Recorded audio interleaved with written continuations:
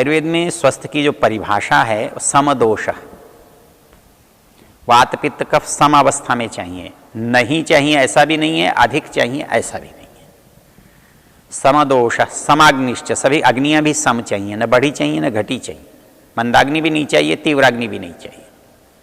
समदोष समाग्निश्च समधातु मलक्रिय, धातुएं भी सम अवस्था में चाहिए, एक धातु बढ़ जाए दूसरी घट जाए ऐसा नहीं चाहिए।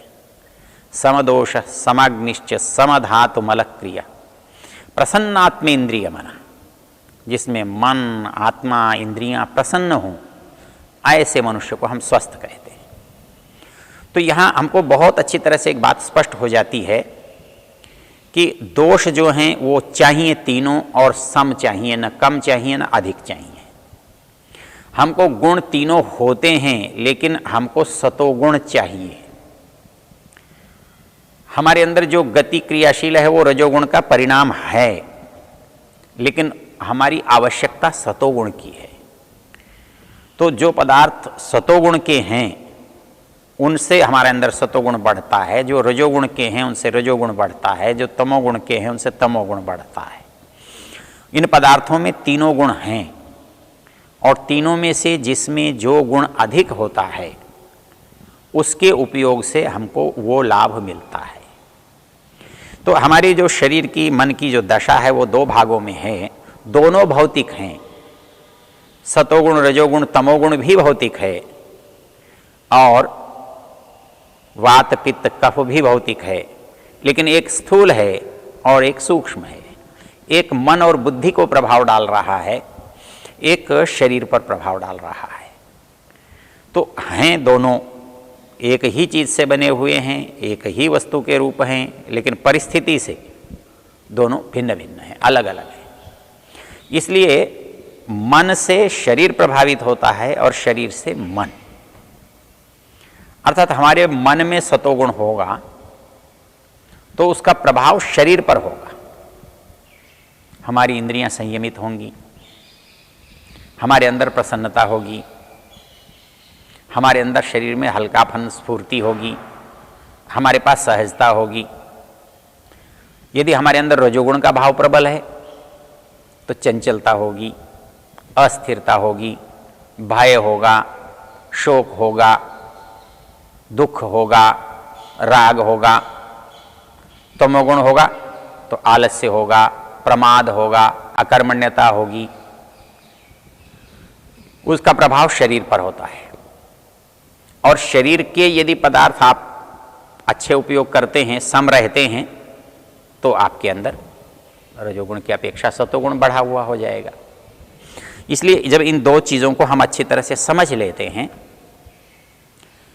तो हमको चयन करने में सुविधा रहती है। हमें दो चीज़ें देखनी होती हैं। शरीर की दृष्टि से ये हमारे दोषों को सम रखता है, और बुद्धि की दृष्टि से हमारे सतोगुण को बढ़ाता है। तो हमें ऐसे पदार्थ, स्थान, समय उनका उपयोग करना होता है, करना चाहिए, तो हमको वो लाभदायक होता है, वो हमारे लिए कल्याणकारक होता है।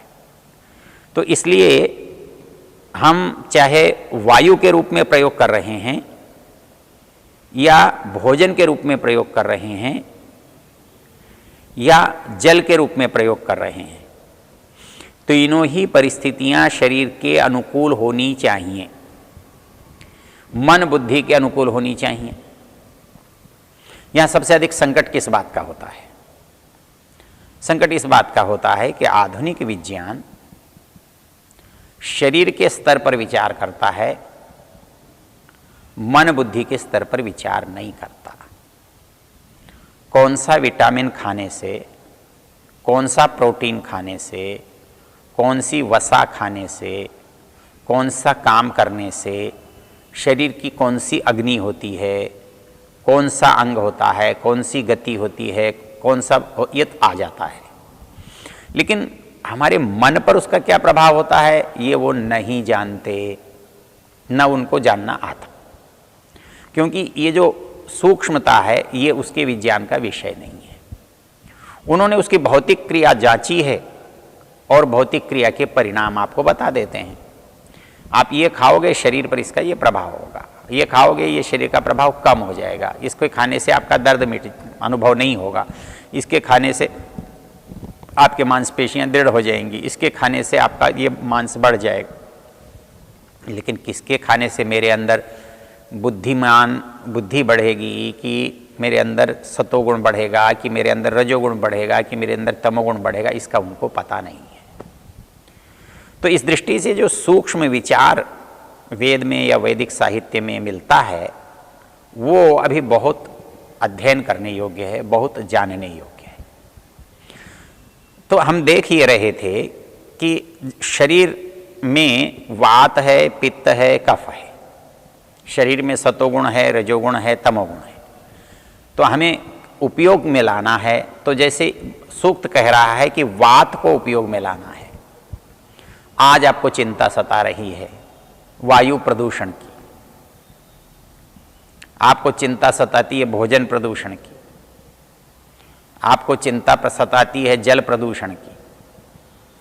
तो अग्नि, वायु, जल, अन्न, इनके प्रदूषण की तो ये चिंता तो हमारे शास्त्रों ने बहुत पहले से की हुई है, उनके उपायों को खोजा हुआ है, उन उपायों को कैसे काम में लाना चाहिए बताया हुआ है।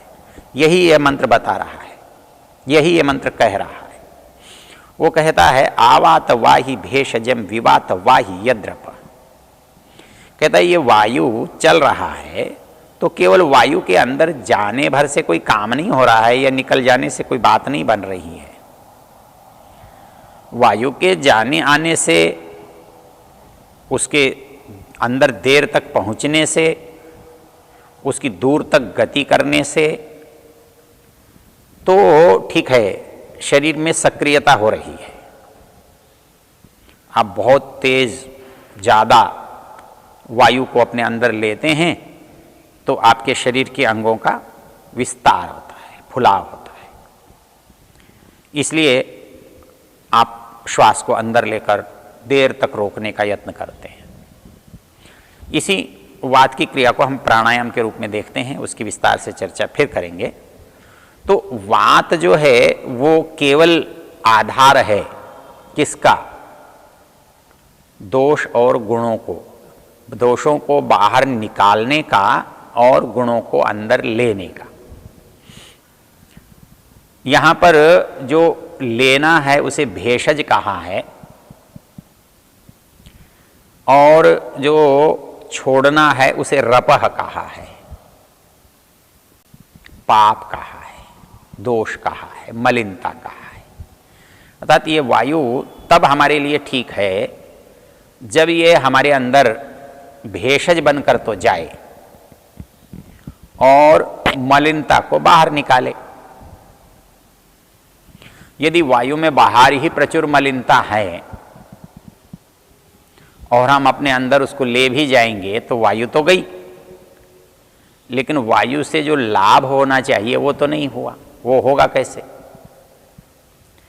तो इसलिए हमारे स्वास्थ्य का जो आधार है वायु है, प्राण है। इसको प्राण भी हम कहते हैं ना, प्राण वायु, अर्थात प्राणों का आधार वायु। वायु अपने आप में प्राण है क्या?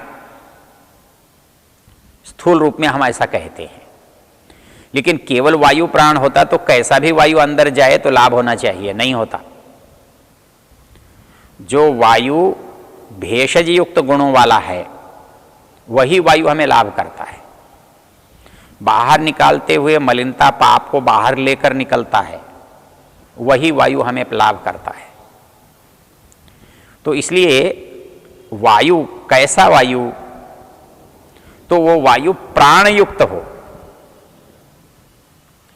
हमारे ऊर्जा को बढ़ाने वाला हो, ऊर्जा को लाने वाला हो। इसलिए हम इस वायु के द्वारा अपने अंदर के प्राण को दृढ़ करते हैं, मजबूत करते हैं, और इस क्रिया को प्राणायाम कहा जाता है।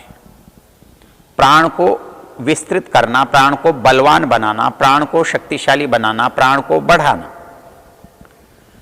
तो जो मंत्र कह रहा है आवात वाहि भेषजम, विवात वाहि यद्रप त्वं ही विश्व भेषजो देवानाम दूत ईयसे।